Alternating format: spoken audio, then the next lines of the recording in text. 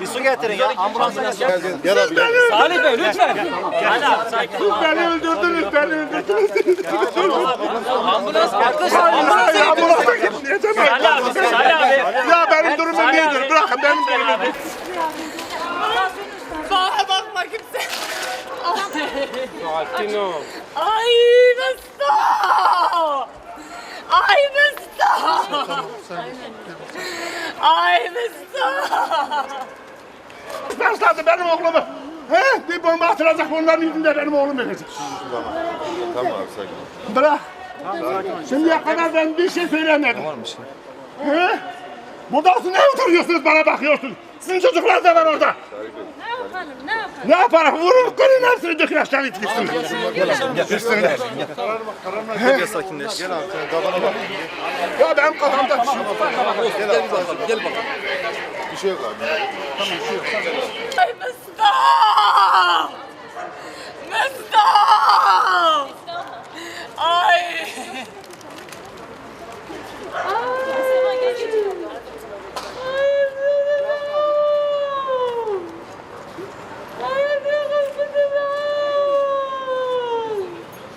Ay Mustafa! Ay! Ay Ezel benim la! Ezel kızım la! Ay! Ay Ezel benim la! Ay la! Ay Ezel benim la! Mustafa! Ay Ezel benim la! Eğer İran'a gönderdi, demin ne alayım abi? İşe bir milyona para verir. La emirat bir de babayla geç. Bırak, bundan daha fazla canım ne kadar yanacak? Bırak, dokunma bana.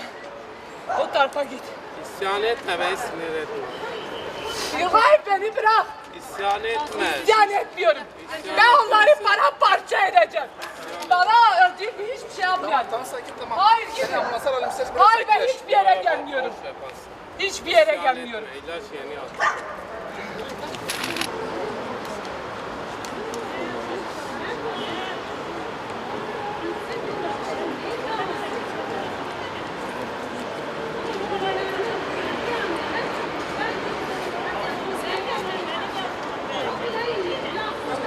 Sen bana bak.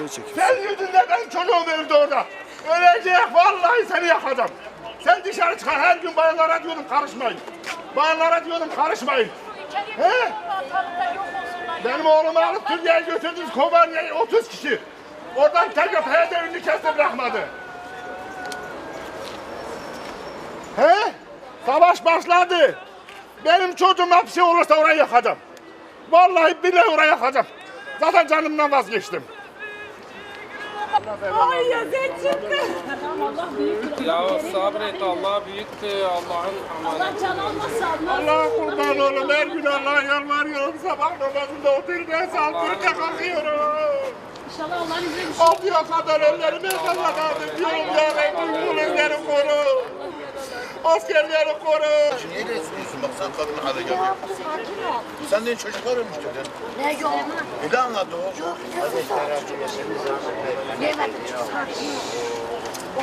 Gelsin ya. Ambulans gelsin.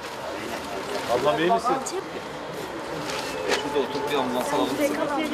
Şey olmadı mı? Ya yok bacım yok. Haydi sen otur. Emine teyze orada da çiçek olsun. Nasıl?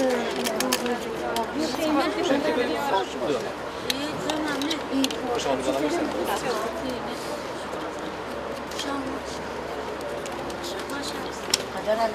Ellerini kaldır.